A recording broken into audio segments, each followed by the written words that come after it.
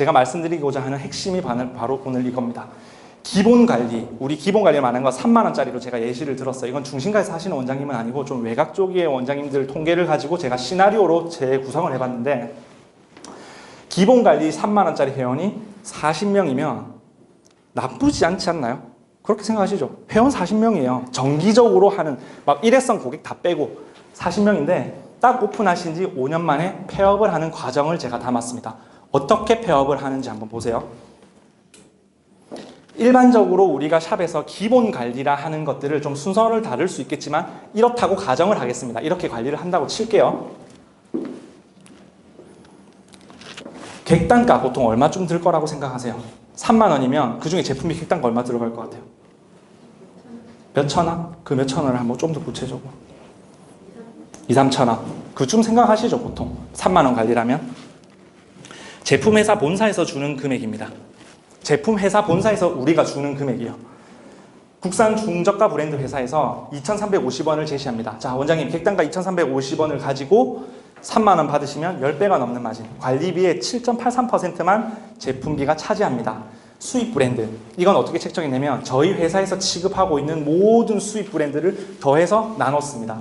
요 과정대로 한다고 했을 때 객단가가 5,100원, 이거는 회사에서 제시하는 금액이에요. 근데 잘 보세요. 실제로 원장님들께 가서 여쭤봅니다. 원장님 토너 몇 번 펌핑해서 쓰세요? 보통 얼마 뜨는지 한번 보여주세요. 크림 뜨는 거. 제가 샵에 영업 가서 원장님께 보여달라고 해서 이거를 몇 년 동안 계속 추적을 해봤습니다. 그랬더니 객단가 한번 보실래요? 똑같은 제품에서 아까 2,몇백 원 제시했던 객단가가 3,894원으로 아까 7몇 프로에서 12.98%까지 올라가 버려요. 뭐냐? 제품 회사에서 주는 객단가는요, 무조건 최저로 맞춰두는 겁니다. 토너 펌핑 1회가 들어가 있어요. 우리 관리하시면서 토너 한 번만 짜서 쓰시는 분 없으시죠? 토너가 그 각 가정에 얼마나 많이 들어가요. 근데 1회만 들어가 있고 크림 마스크가 1.5g에서 2g을 쓰도록 설정이 되어 있습니다. 그러니 객단가가 낮을 수밖에 없죠. 실제 샵에서는 이렇게 2배가 넘는 금액을 쓰고 계신 거예요. 근데 제품 회사에서 2,900원이라고 하니까 그런가 봐, 마진 10배 넘으면 됐지 뭐라고 생각해요. 그리고 안일하게 생각하고 넘어갑니다. 자, 수입 브랜드 제가 앞에서 보여드린 5,100원 제시했다 그랬죠. 실제로 9,150원이 나왔어요. 전체 관리비의 30%를 차지합니다. 원장님은 5,100원이 객단가라고 하고 3만 원을 받던 제품이 알고 보니 실제로 9,150원인데 어느 원장님, 어느 누구도 이 객단가를 실제로 알아보려고 생각하시는 분이 전혀 없으세요. 제가 영업하면서 답답한 부분이 바로 이런 겁니다. 내가 적어도 사업을 하는데 정확한 원가가 얼마인지, 실제로 음식점에 가보면요, 토스트 하나 만들기 위해서 얼마가 들어간지 객단가를 10원짜리 단위까지 체크를 하고 장사를 해요. 근데 우리는 그보다 훨씬 더 전문적인 일을 하시면서 객단가 체크가 전혀 안 돼 있습니다. 실제로 이렇게 쓰고 계신 거예요. 3만 원짜리 샵에서. 객단가 9,150원을 써서 3만 원을 받으면 답이 안 나와요. 장기 적자에 무조건 빠집니다. 한번 보실래요? 자, 기본관리 3만 원을 10회 40명 1,200의 매출입니다. 근데 10회 끊으면 보통 석 달 가죠. 그래서 3을 나누면 월 평균 매출이 400만 원. 제가 아까 말씀드린 대한민국 1인 샵 기준 매출이 500이라 했죠. 400만 원 샵을 기준으로 한번 잡아봤습니다. 1인 샵 전용 면적이요, 제 거래처에 대충 더해서 나눠봤더니 보통 1인 샵을 하신다는 분들은 전용 면적 11평에서 가장 많이 하시더라고요. 11평이 나왔고, 첨단위 절사는 여기 뒤에 딸린 1,000원짜리는 그냥 절사했다는 뜻입니다. 임대료 평균이 52만 원, 11평 기준으로. 그리고 관리비가 한 달에 한 15만 원쯤 나갑니다. 정수기 렌탈비와 다가 음료가 평균 6만 원 정도를 쓰시더라고요. 그리고 제품비, 자, 총 매출의 처음에 13% 나오는 거 보셨죠? 13%를 씁니다. 그러면 400만 원 기준에서 52만 원은 매달 무조건 제품비로 나가게 되어 있어요. 이건 고정비예요. 문제가 또 이겁니다. 티켓팅 할 때 10회 끊으면 1회를 더 해주시거나 부가세 깎아주시죠. 10%를 할인해 줬더니 총 매출에서 40만 원을 내가 손해보고 있다는 생각을 못해요. 왜?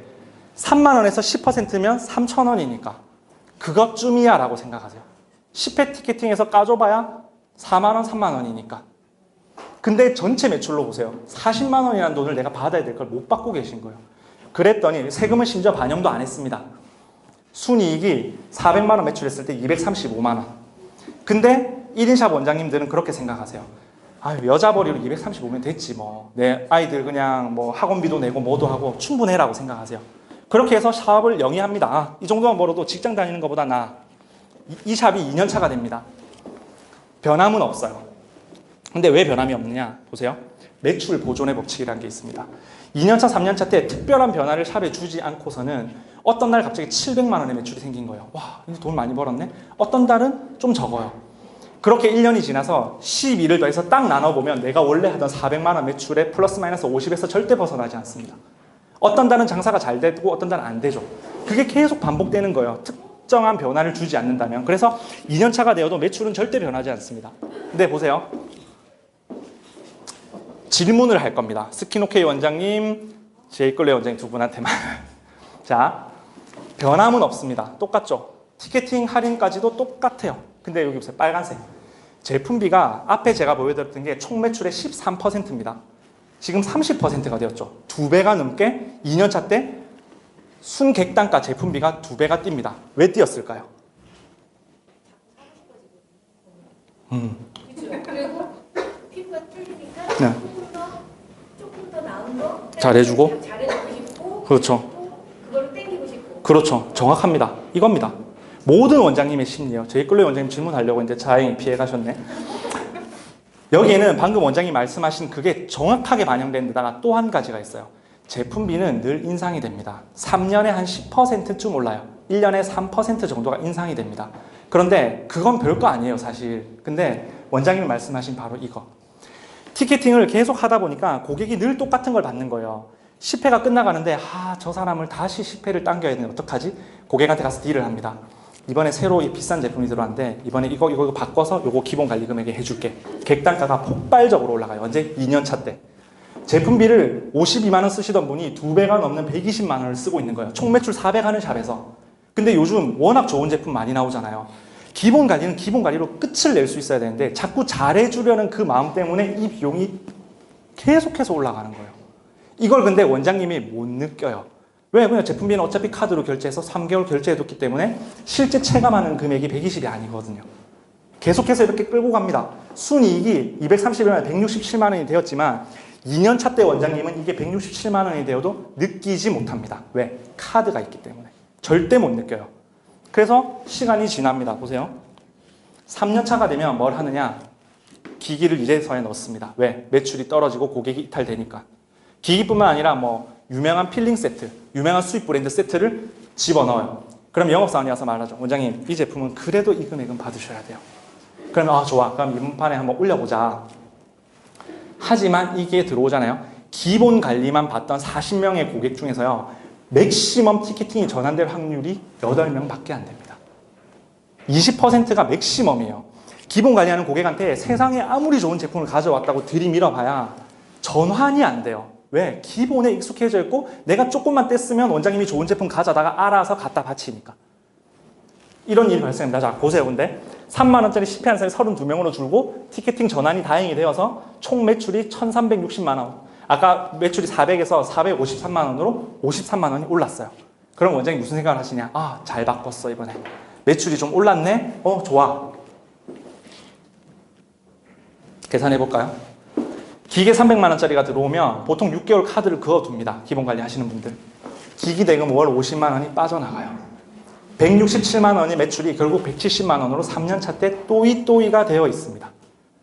근데 요 상태가 되잖아요. 그런데도 스스로 어떻게 위안하는 줄 아세요? 여자벌이 요즘 같은 경기에 내가 나가서 설거지를 해도 이 돈 못 받잖아. 그럼 내 사업인데 그냥 한단 말이에요. 170만 원의 순마진이 남는데 해요. 근데 4년차가 되면 이 패턴에서 크게 벗어나진 않습니다. 그냥 170만 원이 될 수밖에 없는 구조. 더 이상 나빠질 것도 없어요. 근데 어디서 나빠지는지 아세요? 자, 3년차가 지나면 4년차 때 20%가 자연스럽게 매출이 감소해요. 그러면 인테리어 하면 되지. 3만 원짜리 관리를 40명 운영하던 원장님이 인테리어 할 금액이 어디서 나올까요? 계속 20%씩 떨어지기 시작합니다. 매출이. 3년차 순이익이 170인데 4년차 136만 원, 5년차 때 109만 원이 돼요. 근데 이렇게 되면 그냥 그만두면 되지라고 생각하죠. 근데 이 지경이 되신 분들의 특징을 샵에 가서 다 미팅을 해보면 100% 카드 빚이 1,000만 원쯤 있습니다. 계속해서 꺼서 리볼빙 하다가 더 이상 리볼빙도 막을 수가 없는 단계가 5년차예요. 그러면 어떻게 결정하시느냐? 어쩔 수 없어 이제. 보증금 1,000만 원 걸려 있으니까 폐업하고 그거 보증금 빼서 카드값 갚으면 끝나네. 그렇게 끝이 나요. 실제로 상호를 또 말할 뻔했네. 제 거래처에 원장님이 폐업을 하시면서 샵에 폐업하는 날 결정하신 날 미팅을 갔습니다. 원장님이 눈물을 뚝뚝 흘리시면서 내가 이 고생을 하고 이 개고생을 하고 하루 종일 남의 못 만져가지고 한 달 동안 제품에서 제품비 주고 뭐 주고 다 줬더니 90만 원 남더라. 그래서 나 폐업한다고. 어디 가서 설거지를 해도 이거보다 많이 버는데 후회를 하시거든요. 근데 그 후회가 늦어도 너무 늦어요. 제가 상담을 가면 3년 차쯤에 샵의 위기가 보입니다. 그때 가서 전환할 수 있는 방법에 대해서 알려드려요. 하지만 안 듣습니다. 왜? 당장 먹고 살아야 되게 급하거든요. 그러면 컨설팅을 5년차 돼서 폐업 목전에 차신 분한테 가면 영업의 신, 영업의 달, 영업의 하라비가 와도 고쳐줄 수 없어요. 그냥 끝나는 샵이 돼요. 전환을 할 수가 없습니다. 제가 내리는 결론이 바로 그거예요. 뭐냐면 기본 관리 고객은 반드시 있어야 됩니다. 그 고객이 결국 성장하기도 하거든요. 개중에 반드시 있어야 하는데 금액을 기본 고객인 관리인 고객한테 자꾸 5만 원, 7만 원짜리를 기본 고객한테 넣어주기 시작하는 것부터가 문제가 생겨요. 거기에 익숙해지면 답이 안 나옵니다. 근데 제가 수백 개의 샵을 직접 다니면서 이 사례들을 엄청나게 많이 보잖아요. 이미 샵이 위기로 가고 있는 게 눈에 보여서 말씀을 드리지만 안 들어요. 왜? 저는 제품이 엮여있는 제품회사 영업사원이거든요. 제가 만약에 순수 컨설팅만 하는 회사 직원이었다면 무조건 제 말 들으셨을걸요? 근데 어쩔 수 없어요. 그 진심이 가려질 수밖에 없습니다. 그래서 그런 진심을 좀 알아달라고 제가 유튜브 채널도 열었고 원장님께 도움 드릴 수 있는 무언가를 계속 드리고 이렇게 서울 출장 왔을 때도 우리가 제품만 팔려고 하지 않고 원장님께 정말 도움 드릴 수 있는 무언가를 해드리자고 자꾸 생각을 하는 거거든요. 안타까운 사례를 너무 많이 봐서 그래요. 그래서 이런 것들 내가 이런 늪에 빠지고 있는지 아닌지는 확인을 해보셔야 되고 뭐 하셔야 되냐면 당장 하셔야 되는 거, 우리 샵이 내가 정확하게 지금 얼마를 벌고 있는지 체크하지 못하시면 이 수순을 밟게 되어 있습니다. 서울 강남으로 치면 5만 원짜리가 기본 관리인 경우라도 이 상황은 반드시 생겨요. 고객들이 너무 똑똑해지다 보니까 와서 조금만 따지면 아 그렇게 해줄게요 이렇게 해요. 하지만 때로는 조금은 냉정해질 필요가 있습니다. 그렇게 해야 장기 적자의 늪에 절대 빠지지 않아요. 이제 제이클로의 원장님한테 마지막 질문을 하나 할 겁니다. 긴장을 하시고 혹시 그거 기억나세요? 기계 하나를 200만 원 주고 납품을 받으셨어요. 뭘 하라고 제가 말씀드린지 기억나세요? 기계값의 몇 배? 기억나세요? 5배. 법칙입니다. 제 말을 들으시면 절대 장기 적자의 늪에 안 빠져요. 어떤 경우냐? 하이프를 200만 원 주고 구매를 하셨어요. 하이프에만 딸려있는 그 가계부를 따로 쓰시는 겁니다. 어떻게 쓰느냐? 이 하이프가 200만 원이 들어왔는데 이 녀석이 들어와서 나한테 총 매출을 얼마를 해주고 있는지, 순이익이 아닙니다. 총 매출을 얼마를 해주고 있는지를 기록합니다. 기계로 인해서 발생한 순수 티켓팅비 1,000만 원이 되잖아요. 5배죠. 그때는 300만 원짜리 기계를 아무렇지 않게 사셔도 상관없습니다. 5배가 되기 전에 무엇인가 새로운 기계를 들이시잖아요. 그게 바로 카드를 끊게 되죠. 할부의 늪에 빠지면 나중에 돌아오는 금액이 쌓이고 쌓여서 장기 적자의 늪에 빠뜨릴 뿐더러 일할 의욕을 완전 상실시켜버립니다. 이번 달에 벌어서 제품회사 돈 주고 뭐 선생님 월급 줬더니 난 가져갈 게 없네. 그래도 내가 석 달 정도 하다 보면 이게 기계값이 다 빠질 거 아니에요. 6개월 꺼뒀으면 6개월 빠지잖아요. 그러면 6개월만 버티면 되겠지라고 생각하시거든요. 근데 뭐가 문제인지 아세요? 지금 에스테틱 시장은요, 급변하는 속도가 어마어마합니다. 6개월 후면 이미 이 기계는 뽕을 다 뽑은 거예요. 6개월 후부터는 그 금액을 받고 하실 수가 없습니다. 하이프 처음 났을 때 20만 원 좋다고 받아요. 2년만 지나죠? 6만 원, 7만 원짜리 하는 샵들이 나오기 시작해요. 거기 따라가려고 단가를 낮췄더니 결국 또 장기 적자로 가는 늪에 또 빠지는 거예요. 계속해서 악순환입니다. 그래서 컨설팅을 해드릴 때 이런 부분들을 자꾸 잡아드리는데 실천을 안 하세요. 제가 컨설팅을 해주고 있는데도 왜 변화가 없는지 아세요? 제가 처음 오픈하시는 분들 이런 분들한테 주의사항부터 하셔야 될 거, 상권 분석한 내용까지 다 알려드립니다. 여기 샵은 뭐가 통할 것 같아요? 원장님 이거 꼭 해보세요.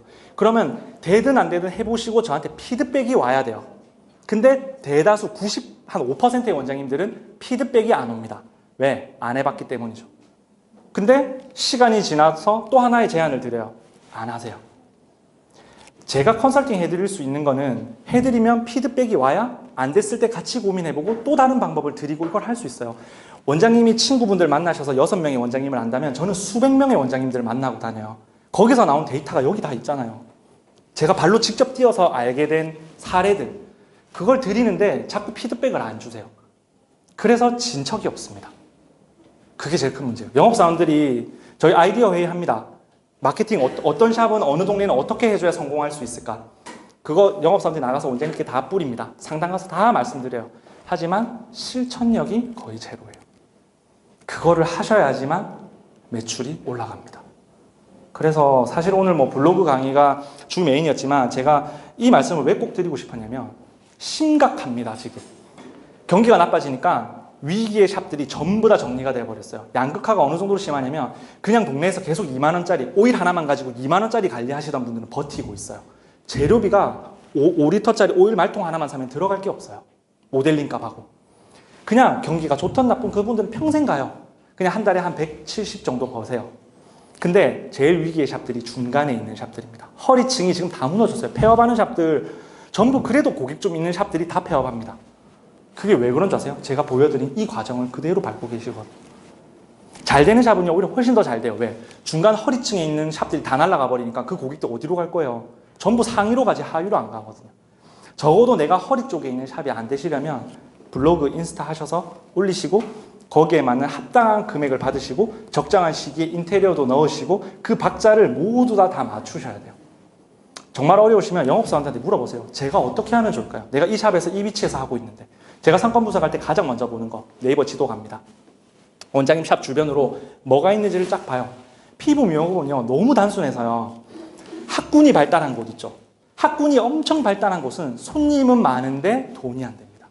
아이들 앞으로 학비가 다 날아가고 은퇴한 사람들이 많은 쪽에 가면 할머니 아버지들이 너무 짜게 굴어서 또 돈이 안 돼요. 도대체 어디가 돈이 될까요? 그게 의문이시죠. 근데 우리가 해볼 수 있는 건 주변에 아파트가 많으면 아파트 전단 일단 하시고 학부모들 있으면 학원 카페에서 전단 돌리시고 그건 우리가 다 할 수 있어요. 하지만 원래 목적대로 돌아와서 블로그를 키워두시잖아요. 내가 있는 상권이 우리 주변 상권만 보지 않아도 되는 경지에 올라가는 겁니다. 피부에 대해서 나 너무 잘 알아. 피부에 원장님이 아는 내용만 다 올려두시면 그걸 동경하는 누군가는 관리받으러 갑니다. 부산 다대포 완전 변두리에서 하고 있는 토픽 에스테틱. 그 원장님 뭐 대구 구미에서 관리받으러 내려와요. 거리가 얼만데. 그렇게 여자들을 움직이는 마법이 바로 블로그에 있어요. 인스타에 있고. 그래서 그거를 하셔야 된다는 거.